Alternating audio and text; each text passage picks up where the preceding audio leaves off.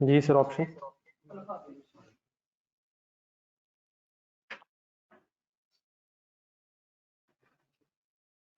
कैसे की है वर्किंग?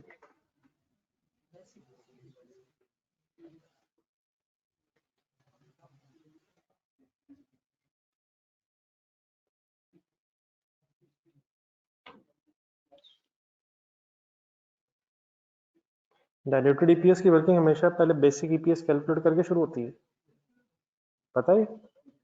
बेसिक ईपीएस क्यों निकाली है मैंने? डायल्यूटेड की कैलकुलेशन से पहले बेसिक जरूरी है, उसी को देख के फैसला होना है। ये मैंने इंक्रीमेंटल ईपीएस निकाली ताकि पता चले डायल्यूटिव है भी कि नहीं। डायल्यूटिव है। कौन सा पोटेंशियल ऑर्डिनरी शेयर है? कौन कौन से होते हैं वैसे? Option, warrants, convertible debentures, preference shares. ये कौन सी ऑप्शन है जी? ठीक है जी।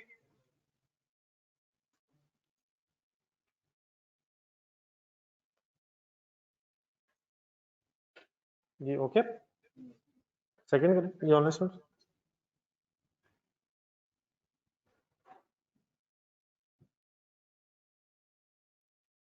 पढ़ें individually.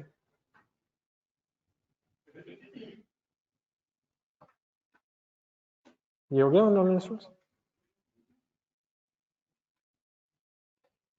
1 minute for number 2।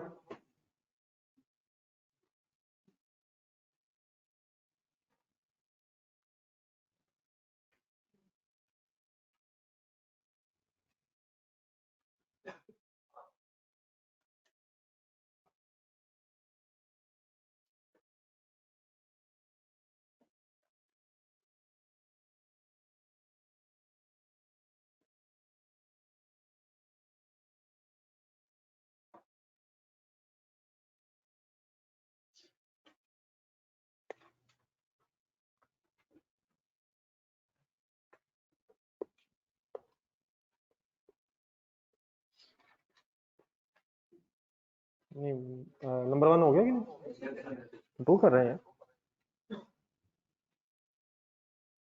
Try करें जरा।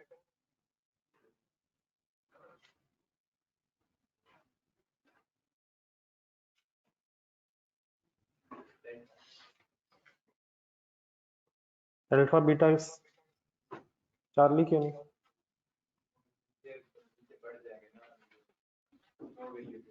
नहीं, लेकिन वो तो कह रहा है कंपैरेटिव ईयर में।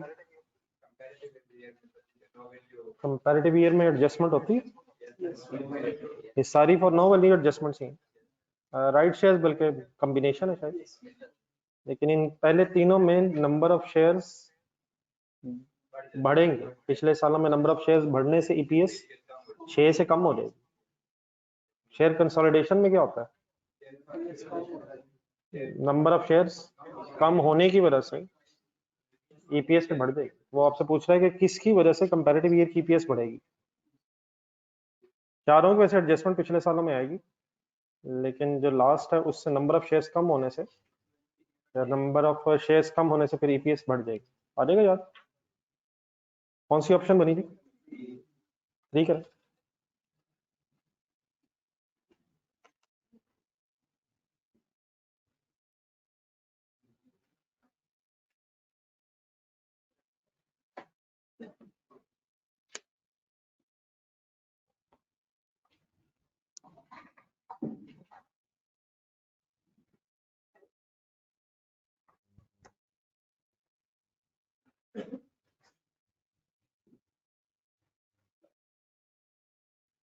बैठे हैं आपके दोस्त भी मुड़ के देख रहे हैं।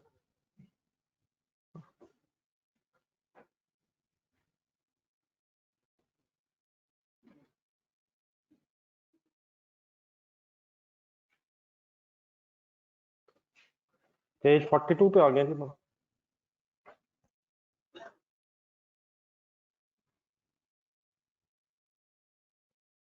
Yeah, listeners, please participation. Okay.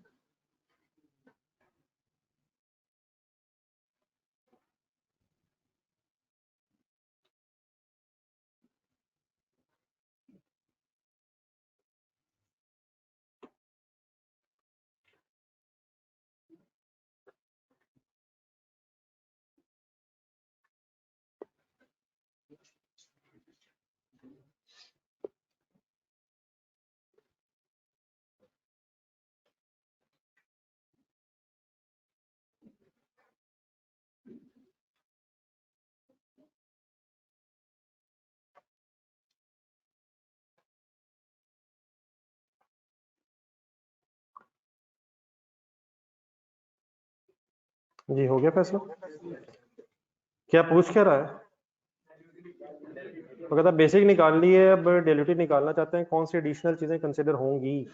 Point 1, क्या ये कंसिडर हो चुके होंगे? कहाँ? बेसिक में। नंबर 2, ये होंगे जब डाइल्यूटेड कैलकुलेट करें, कन्वर्टेबल डिबेंचर है, शेयर ऑप्शंस भी तभी यूज होंगी। अब पॉइंट नंबर 4 की पढ़ के जरा एंट्री बताएंगे।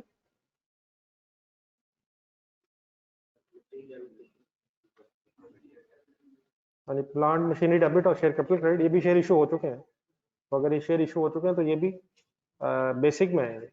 डाइल्यूटेड में कौन से आते हैं जो इशू होने होते हैं या हो गए होते हैं, जो फ्यूचर में होने होते हैं। और ज्यूम करते हैं कि अगर आज ही हो जाए तो क्या बनेगी जो ऑप्शन? ठीक है जी, 2 3 मीन सी। चलिए नंबर 4 में तो वैसे एक मिस्टेक सी है, 5 करें। फिर नंबर 4 एंड में देखता हूँ। छोटी छोटी वर्किंग्स आ रही हैं, शुरू करें। 5 for 2 minutes।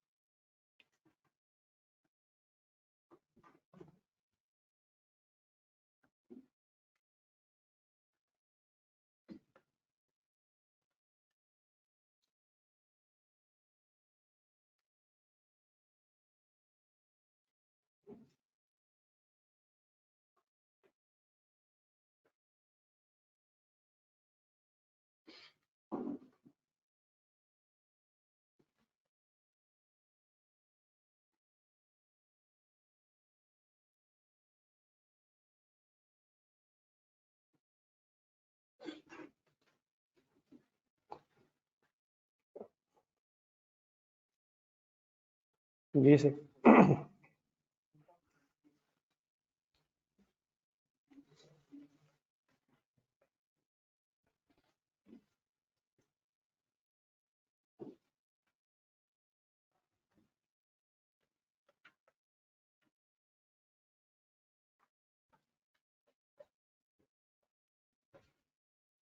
ये सेग्रीगेशन हो जाएगी।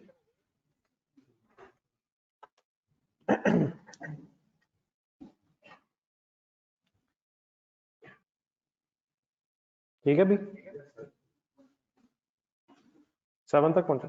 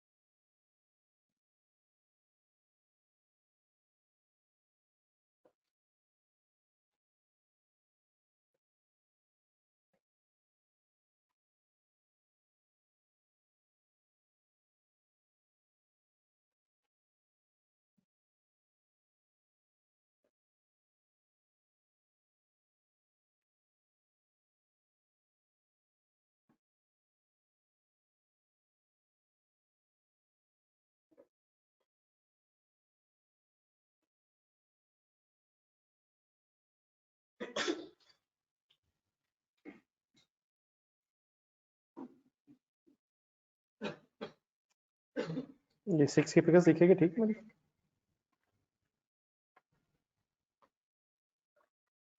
ब्रेकअप ठीक।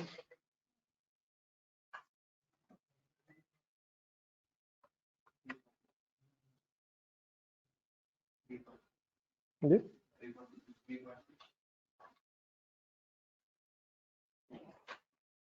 वेटेड बताइएगा। 840 के 9/12।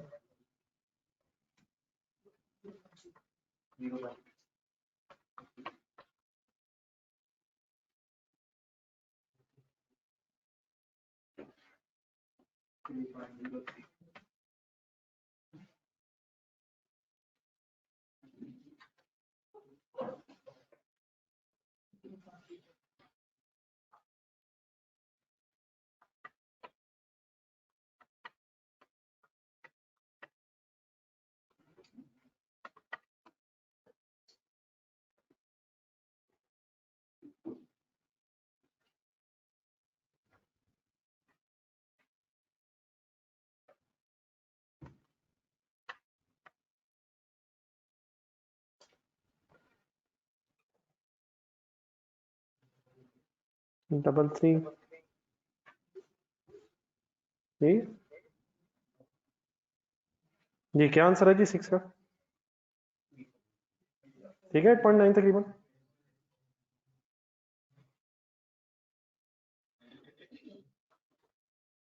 चलिए 7 खत्म करें, 7 तक पहुंचे। बस 1 मिनट जरा सारे इकट्ठे होते हैं।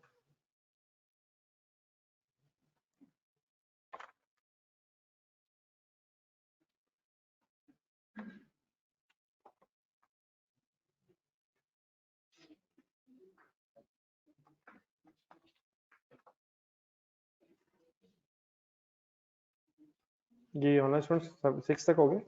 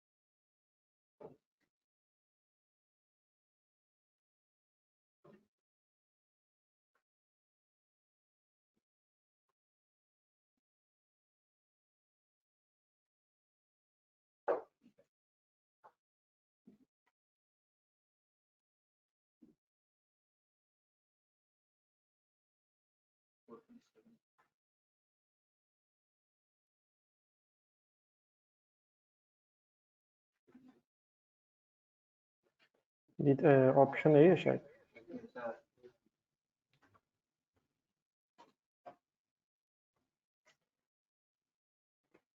जी हो गया 7 तक। 8 जरा मेरे साथ करना, जरा इकट्ठे हो जाए 7 तक। जी ऑनलाइन स्टूडेंट्स जरा बता दें काइंडली 7 तक कोई इशू नहीं।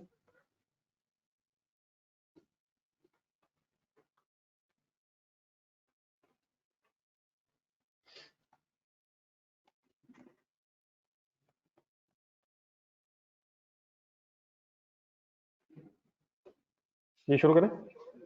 चलें जी 8 जरा मेरे साथ करेंगे। जहाँ भी है रुक जाए, बाद में कर लीजिएगा। बस 8 पे आ रहा है।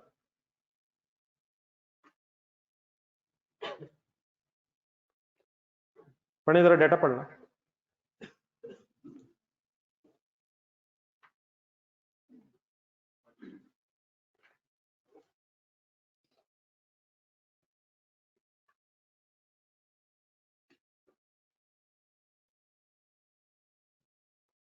हाँ मूविंग की चार्जिंग टेबल लगानी है।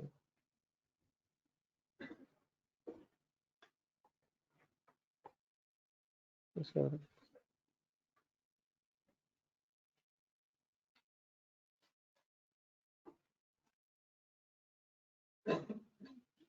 जी सर फाइंड आउट क्या करना जरा बता दें जरा सेंटेंस।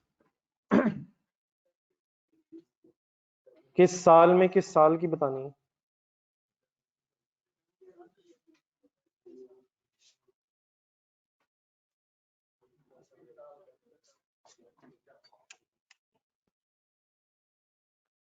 जी किस साल में खड़े होके किस साल की फिगर बतानी है? करंट ईयर में खड़े होके कंपैरेटिव ईयर में बतानी है। तो कंपैरेटिव ईयर की ईपीएस कितनी है? 4। तो कोई ऐसी चीज है जिसने कंपैरेटिव ईयर की ईपीएस का इफेक्ट करना है? राइट इशू में कोई बोनस एलिमेंट है? वो क्यों? नहीं पता होना चाहिए, पढ़ लें जरा, ये भी पता होना चाहिए। अगर वो फुल मार्केट वैल्यू पे इशू हो रहा हो तो फिर तो मसला नहीं ना फिर। लेकिन मार्केट प्राइस 22 है शायद, 16 पे इशू हो रहा है। ये अब क्या करते होते हैं इसके लिए? सेग्रीगेट करना है, लेकिन मसला पहले समझ लीजिएगा, बाद में खुद बना लीजिएगा। इस तरह कुछ कॉलम्स बनाते होते हैं।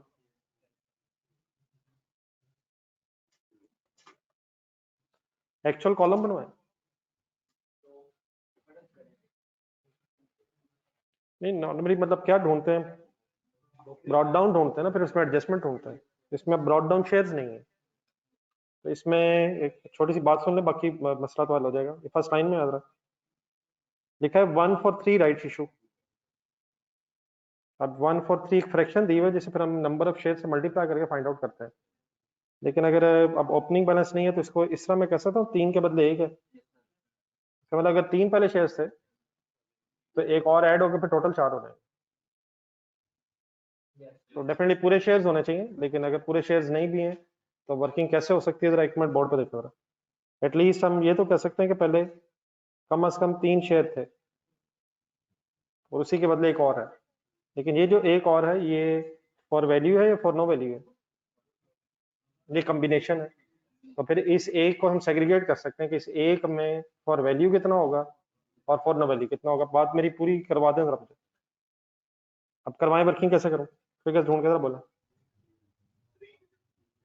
नहीं 3 तो नहीं करते मेरे ख्याल। अब 1 शेयर है ना, 1 एक्स्ट्रा शेयर है। 1 इंटू क्या करूं? 16 इज इक्वल टू 16 हो जाएगा, डिवाइड बाय 22 से क्या आ जाएगा? फॉर वैल्यू आ जाएगा, फॉर नो वैल्यू आ जाएगा। सॉल्व करो। अगर एक ही शेयर है तो उसमें 0.73 फॉर वैल्यू हो जाएगा। ठीक है, आगे क्या करूं? फॉर नो वैल्यू कैसे निकालूं? डिफरेंस लेना पहले। 1 माइनस 0.73 0.27 ये करवा दें, एक और आप कीजिएगा खुद ही। तो ये हो गया फॉर नो वैल्यू। तो अगर 3 शेयर से और एक और राइट शेयर है तो उसमें से अगर अब सेग्रीगेशन होगी है तो इसकी डेट है, बल्कि इसकी डेट भी नहीं है। डेट बताएं। अच्छा डेट कीजिएगा जरा। हाँ जी, डेट नहीं है। डेट की जरूरत पड़ती तो है, लेकिन इस वक्त है नहीं। तो सेग्रीगेशन होगी ये 0.73, यहाँ तक हो जाएगा 3.73 और फॉर नो वैल्यू हो गया 0.27, मिला के हो जाएगा ये 4। अब करंट ईयर में आए जरा। करंट ईयर की हमें जरूरत नहीं है, करंट ईयर वेट करने की हमें जरूरत नहीं है। उसने ईपीएस मांगी किस साल की नहीं है, उसने करंट ईयर नहीं मांगा, उसने करंट ईयर में सिर्फ कंपैरेटिव मांगा। और शायद हम करंट ईयर को वेट कर भी नहीं सकते। गौर से सुना जरा, ये 3 के सामने तो 3 आ जाएगा, लेकिन ये 0.73 जो है ये टाइम वेट होना है। तो टाइम वेट के लिए हमें डेट पता होनी चाहिए थी, तो ये तो हम नहीं कर सकते, क्रॉस किया मैंने। और अगर ये नहीं कर सकते तो फिर ये भी नहीं हो सकता, ये भी सही नहीं आ सकता। और अगर ये फिगर सही नहीं आएगी तो शायद इस फॉर नो वैल्यू को भी करंट ईयर में एडजस्ट नहीं कर सकते। तो करंट ईयर तो पॉसिबल नहीं है, लेकिन प्रायर ईयर में आए, गौर से देखें। 3 ठीक है। ये 3 कहाँ से स्टार्ट, पिछले प्रायर ईयर स्टार्ट कहाँ से होता है? तो पिछले साल की ईपीएस किन शेयर्स की बेस पे कैलकुलेट हुई होगी? अब ये जो मैंने 3 ब्रॉट डाउन लिखा है ये पिछले साल का क्लोजिंग भी होगा, और पिछले साल में हमें कोई शेयर इश्यूएंस की इंफॉर्मेशन नहीं है। तो यही 3 क्लोजिंग भी होगा, ओपनिंग भी होगा और वेटेड एवरेज भी होगा। अब फॉर नो वैल्यू जो यहाँ आना ही नहीं है, सॉरी फॉर वैल्यू इसने आना भी नहीं है। तो डेट अगर नहीं भी है तो हमें कुछ नहीं करने की जरूरत। अब मैंने ये डैश लगाया मींस आना ही नहीं है, और देयरफॉर यहाँ 3 ही होना है। और जब फॉर नो वैल्यू उसके लिए टाइम की डेट की जरूरत भी नहीं होती है। तो वर्किंग करवाएं जरा। 0.27 डिवाइड बाय 3.73 मल्टीप्लाइड बाय 3.22 और देयरफॉर 3.22। बात समझ आई प्लीज? तो हमें डेट अगर नहीं भी पता थी तो डेट की जरूरत होती भी नहीं है फॉर नो वैल्यू एडजस्टमेंट के लिए। लेकिन एक आखिरी चीज पहले सुन ले, फिर आप वर्किंग शुरू कीजिएगा। अब ये जो 3.22 है ये क्या है? ये शेयर्स आए हैं। अब पिछले साल की अर्निंग्स बताएं। नहीं वो है, अर्निंग्स है या अर्निंग पर शेयर है? तो अर्निंग पर शेयर से डिवाइड बाय शेयर्स होने। पिछले साल की अर्निंग्स चाहिए, तो पिछले साल की अर्निंग्स अवेलेबल तो नहीं लेकिन आ सकती हैं। 4 क्या है? 4 4 4 एक शेयर की अर्निंग है, तो हमारी इस वर्किंग के मुताबिक पिछले साल शेयर्स कितने थे? पिछले साल 3 शेयर्स की बेस पे अर्निंग्स कैलकुलेट हुई, अर्निंग पर शेयर कैलकुलेट हुई होगी। वो फाइंड आउट कर सकते हैं पिछले साल की अर्निंग्स। 4 मल्टीप्लाइड बाय 3, क्या है 4? पिछले साल 1 शेयर की अर्निंग और 3 शेयर्स पिछले साल बेस में होंगे हमारी इस वर्किंग के मुताबिक, तो यहाँ से 12 आ जाएगा और 12 डिवाइडेड बाय 3.22 करके वो रीस्टेटेड फिगर आ जाएगी। ठीक है, क्लियर हो गया? अब करें नोट, एक फिर खुद से कीजिएगा।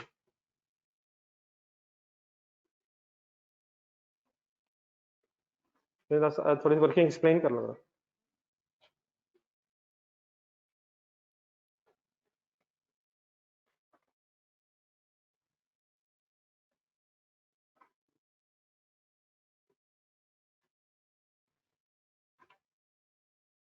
जी ठीक है बेटा, ऑनलाइन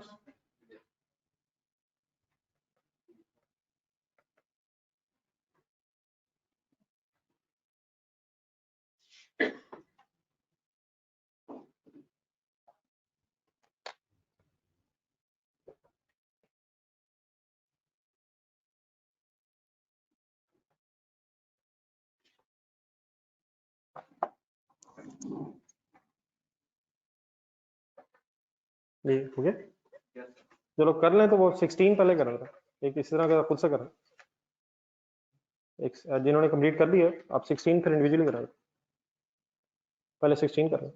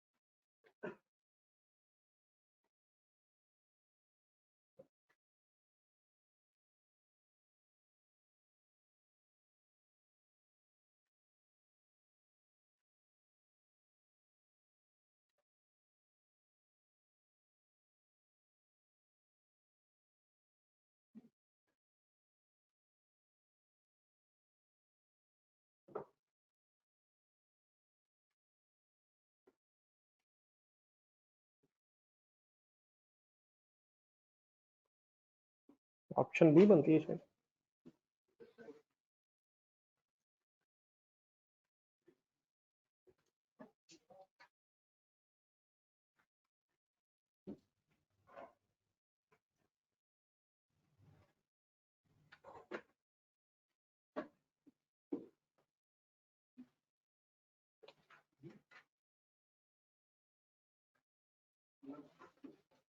सिक्सटीन, जो लोग ये 8 कर लें 16 पे जाए।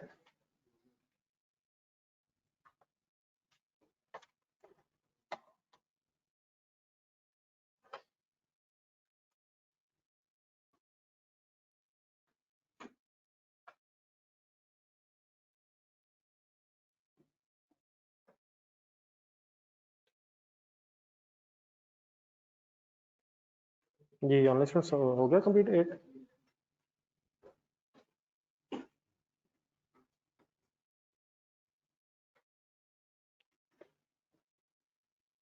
ये स्पीड अप होने जरा, स्टेटमेंट ऑफ चेंज इक्विटी भी थोड़ी सी आएगी थी हमारी।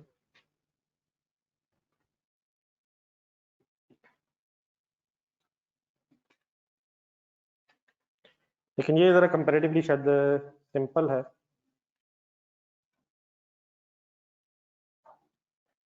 फॉर नो वैल्यू है जी, ये तो स्टेट में बोनस इशू 1 for 3।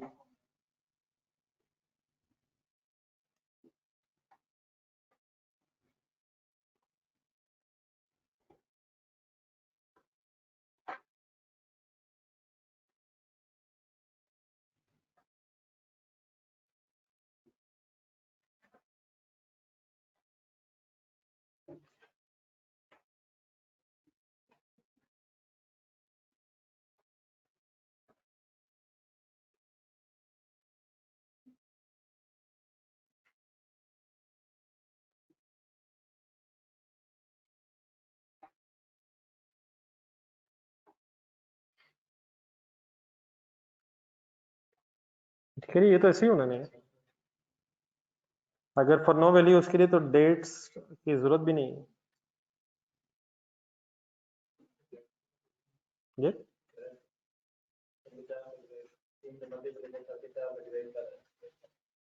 ऐसे ही किया है, 3 से मल्टीप्लाई करके 4 से डिवाइड किया।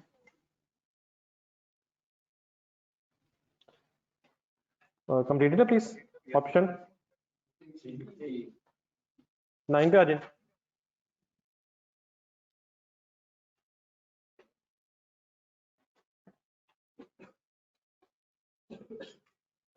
नाइन 10 कंप्लीट करें।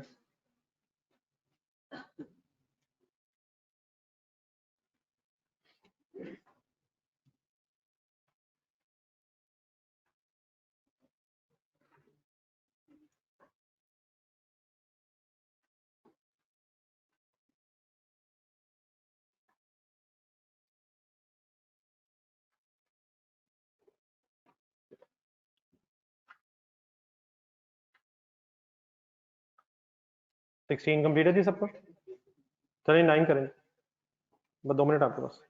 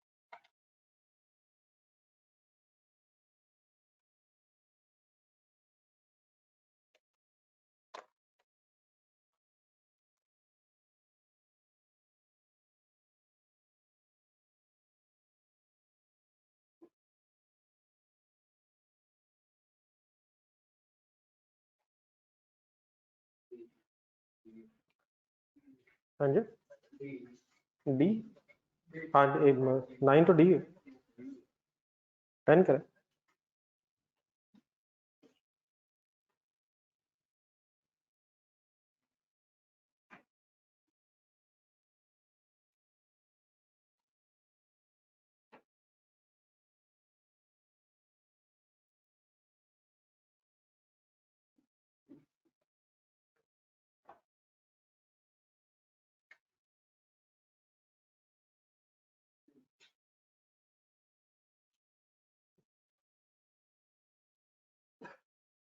जी सर, ये 9 हो गया, 10।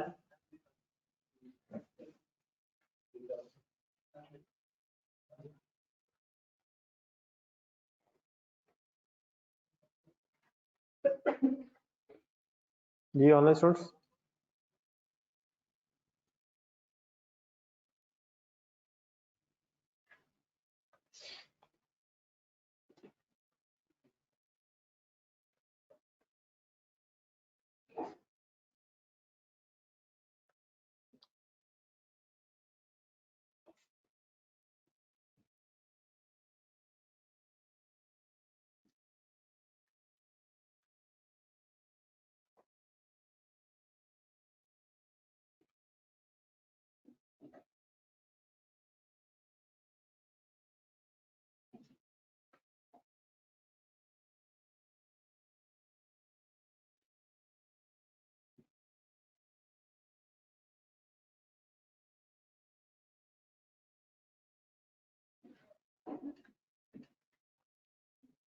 जी सर कहाँ फंसे हुए हैं?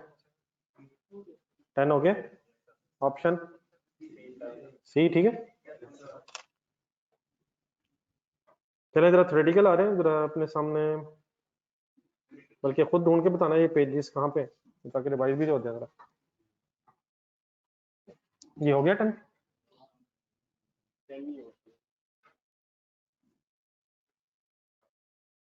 जी ऑनलाइन स्टूडेंट स्टडी,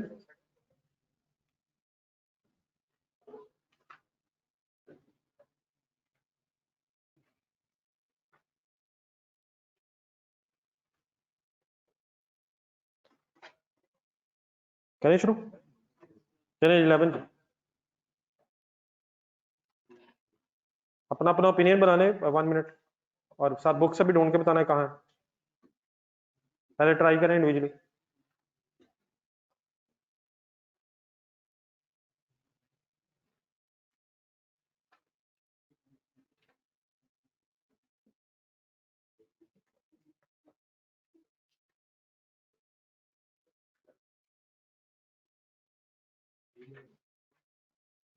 बुक का जरा पेज नंबर बता दें, ये डाइल्यूटिव एंटी डाइल्यूटिव 158 का एंड है शायद, मिड मिड से आगे।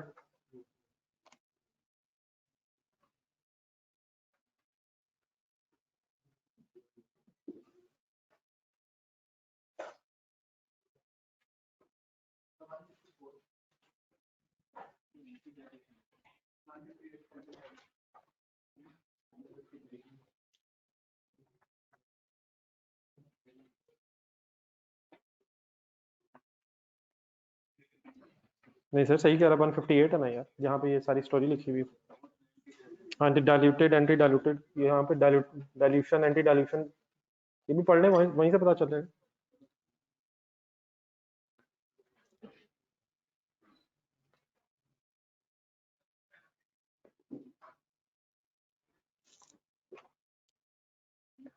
जी ईपीएस का बढ़ना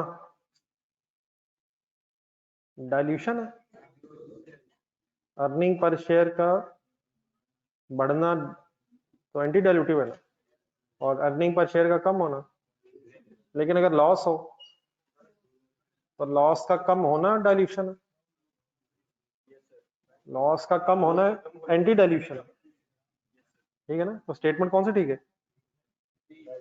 दोनों ठीक है। और से पढ़े जी, मुश्किल हो जाती है चीजें।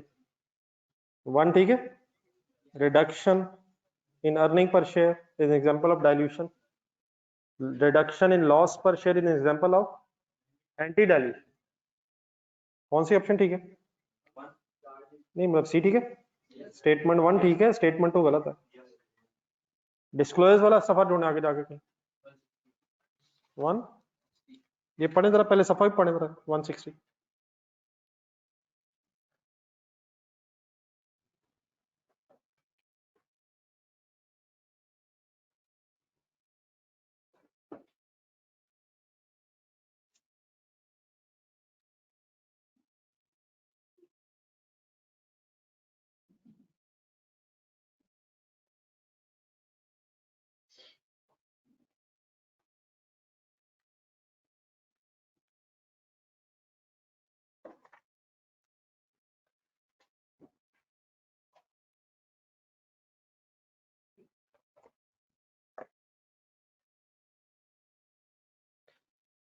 जी पढ़े जी question number 12, which two of the following must be disclosed.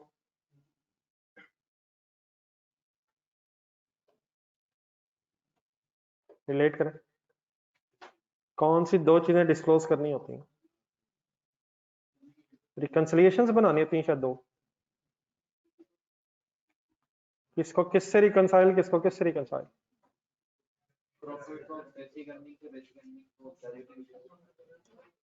Profit को बेसिक अर्निंग से और फिर बेसिक अर्निंग को डाइल्यूटेड अर्निंग से, और बेसिक नंबर ऑफ शेयर्स को डाइल्यूटेड नंबर ऑफ शेयर्स से। ये कौन सी ऑप्शन है? ए बी है, सी डी ठीक है। नंबर ऑफ शेयर्स की बनानी है और अर्निंग्स की डिस्क्लोज देना, weighted direct number of ordinary shares used to calculate earnings per share. हो गया प्लीज 13 टाइम हमारा।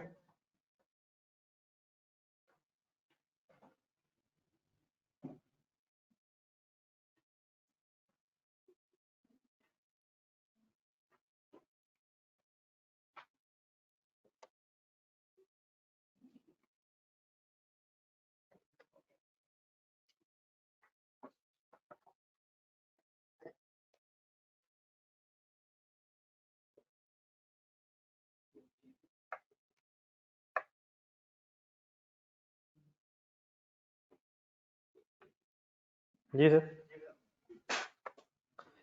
एग्जैक्टली जरा ढूंढे, पेज नंबर 131 पे ढूंढे, पेज 131 के दरमियान में इंपॉर्टेंट पॉइंट्स में second point,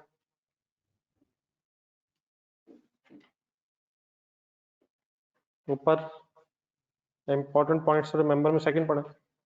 in the event that entity reports a loss instead of profit, earning per share फिर सिंपली कैसे बताई जाएगी? अगर लॉस पर शेयर है तो डिस्क्लोज नहीं करना। और जो सेकंड सेंटेंस लिखा हुआ है ढूंढे, पेज नंबर 160 पे कहाँ है?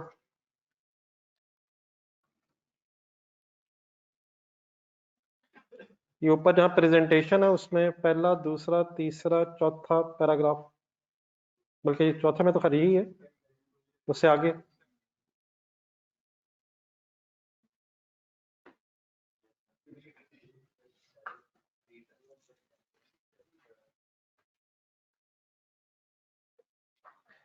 आखिरी, बल्कि जो पैराग्राफ है डिस्क्लोजर रिक्वायरमेंट्स ऊपर, उसका सेकंड सेंटेंस, अगर बेसिक और डाइल्यूटेड सेम है, ये हो सकती है वैसे? कब? दो सिचुएशंस हो सकती हैं। नंबर एक, नंबर एक तो ये कि कन्वर्टेबल इंस्ट्रूमेंट है ही कोई नहीं। दूसरा, दूसरा भी हो सकता है, जरा सोचा। अभी कन्वर्टेबल इंस्ट्रूमेंट तो है लेकिन वो एंटी डाइल्यूटिव वगैरह हो। अगर कन्वर्टेबल इंस्ट्रूमेंट्स एंटी डाइल्यूटिव निकला है, मसलन फॉर एग्जांपल अभी आपने क्वेश्चन नंबर 9 की है, अभी एग्जांपल नंबर 9 आपने की है, 1.75 वर्किंग की हुई है ना, जरा देखें, 1.75 बेसिक आई है। अगर ये इंक्रीमेंटल ईपीएस और उसके रिजल्ट में डाइल्यूटेड ईपीएस 1.75 से ज्यादा आ जाती, तो आप क्या डिस्क्लोज करते? आप क्या कहते हैं? बेसिक ही डाइल्यूटेड है। डाइल्यूटेड फिर जो अगर ज्यादा हो गई है फिर वो तो डिस्क्लोज ना करते, फिर आप एक ही लाइन में क्या लिख देते? Basic and diluted is. तो रादर देन के दोबारा लिखें, अलाउड किया है कि आप एक ही लाइन में दोनों को प्रेजेंट कर सकते हैं, basic and diluted is. For example diluted कब प्रेजेंट होती है? अगर वो बेसिक से कम है, ऐसे ही है ना। अगर वो कॉम्बिनेशन ही एंटी डायल्यूटिव बन जाए तो फिर तो इग्नोर हो जाता ना। बहरहाल नंबर 13 क्या ऑप्शन है? कौन सी स्टेटमेंट ठीक है, कौन सी गलत है? पहली सही है मेरा ख्याल है। पहली गलत क्यों है? शुड नॉट भी लिखा हुआ और दूसरी ठीक है। 14 ट्राई करें।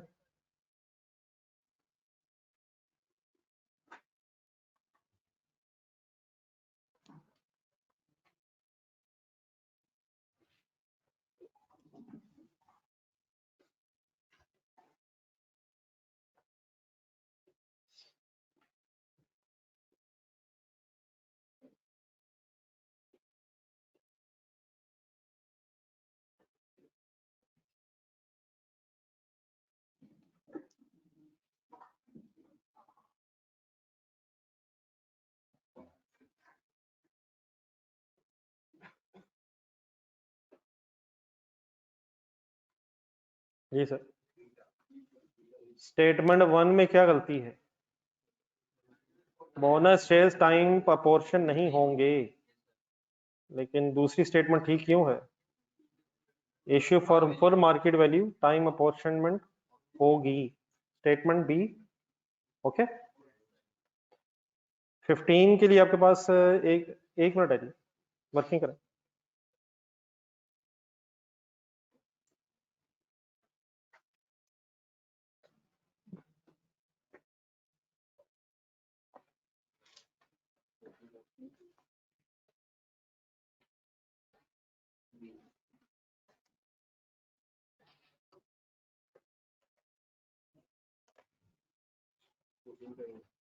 फोर्टीन का हुक्म कर देना, क्या समझ नहीं आया? आप बताएं क्या होगा?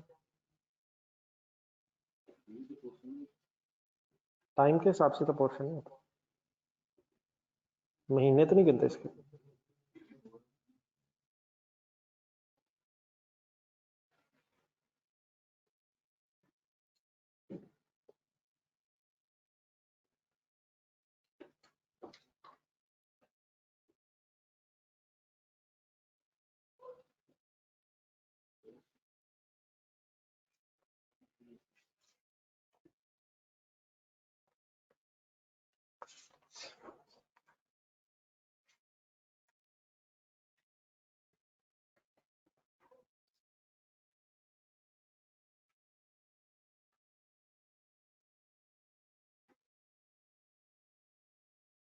जी सर,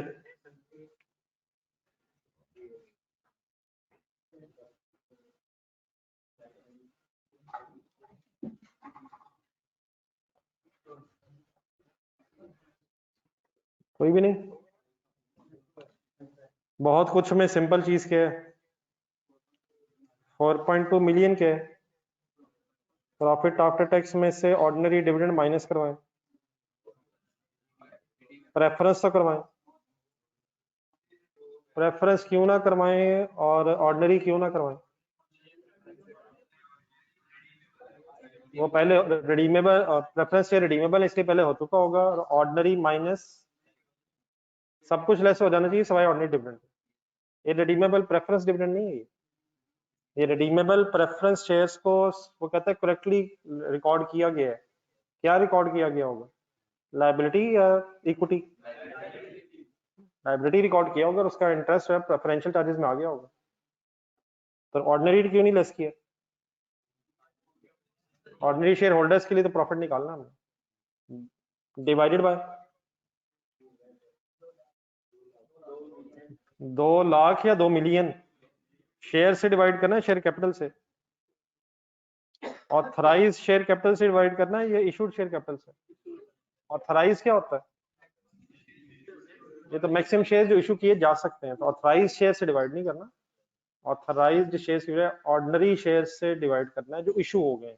तो 2 मिलियन की बात हो रही है या 2 लाख की बात हो रही है? 2 लाख या 2 मिलियन शेयर से डिवाइड करना है।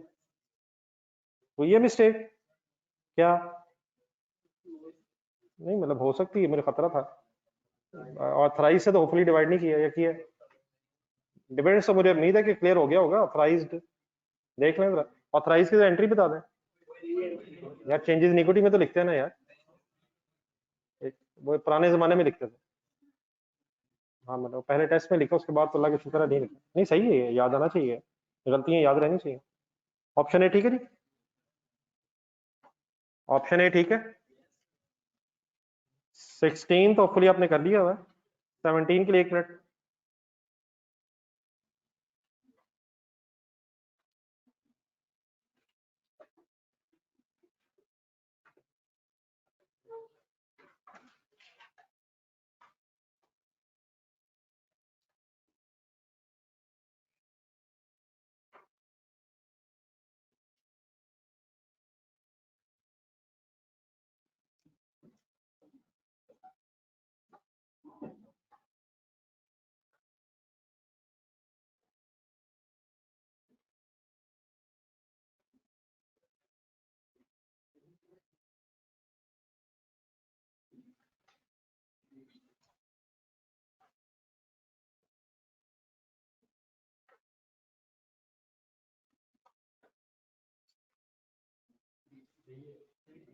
ये तो मैच ही किसी से नहीं कर रहा, ये राउंड ऑफ करना पड़ रहा है। शुक्र है क्या कर लिया जी। कहाँ से शुरू किए? 5 लाख डिवाइडेड बाय माइनस कहाँ यार, खुद आगे ली यार। स्टार्टिंग पॉइंट क्या होता है जी? प्रॉफिट आफ्टर टैक्स, और उसके बाद भी बाकी चीजें सोचनी है। ये तो प्रॉफिट बिफोर टैक्स दिया हुआ, तो इसको तो प्रॉफिट आफ्टर टैक्स बनाना ना। Divided by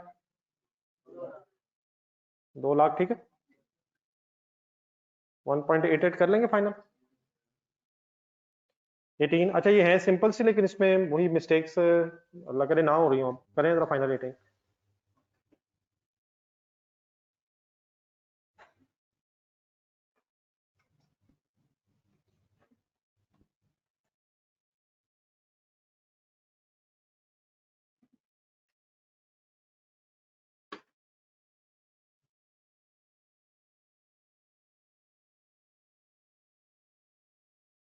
profit before tax given है जी, टैक्स वैक्स करके प्रॉफिट आफ्टर टैक्स बनाए, और 2 मिलियन डिवाइड बाय 10 करके नंबर ऑफ शेयर्स निकालना।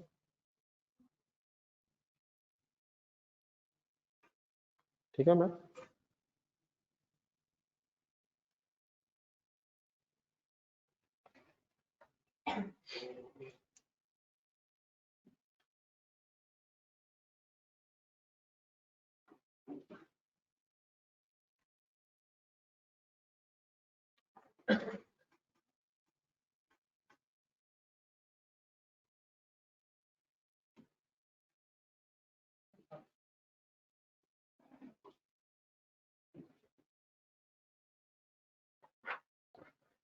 जी 6 मिलियन माइनस कैसे? 5 लाख, हाँ जी बिल्कुल सही है। ये 5 लाख शेयर है, तो पहले इसे शेयर कैपिटल बनाना है, और फिर उस पर परसेंटेज मल्टीप्लाई करनी है, divided by 5 million ordinary shares. ये ठीक है पीस। अगर डिविडेंड परसेंटेजेस में दिया हो तो पहले क्या करना है, शेयर कैपिटल बनाना और फिर रेट लगाना। अब ये इररिडीमेबल थे जी। 19 करें जी पत्नी।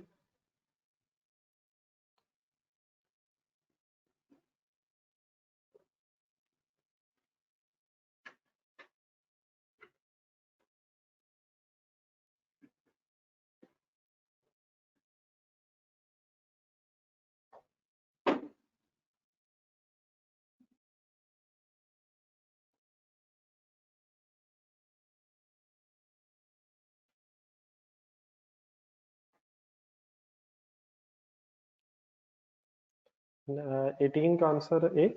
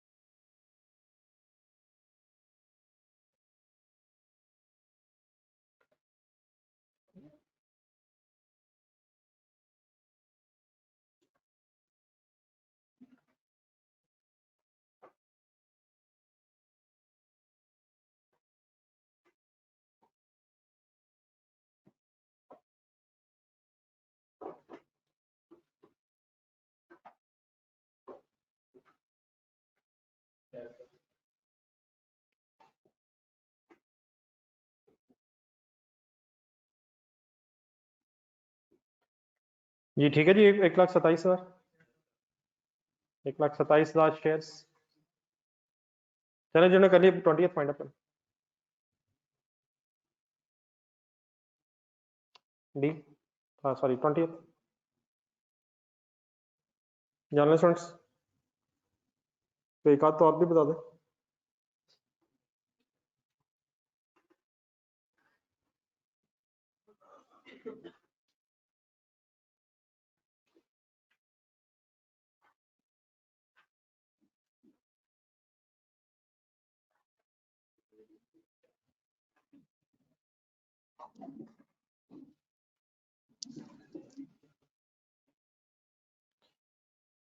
जी 19 हो गया जी। पहले नो वैल्यू है फिर फॉर वैल्यू है जी। 20th किसे एडजस्ट करना है प्रॉफिट आफ्टर टैक्स में ताकि बेसिक ईपीएस आ सके? रिडीमेबल क्यों नहीं, और ऑर्डिनरी लेस किए बगैर आपने वर्किंग करनी है, ठीक है जी, ये रिडीमेबल।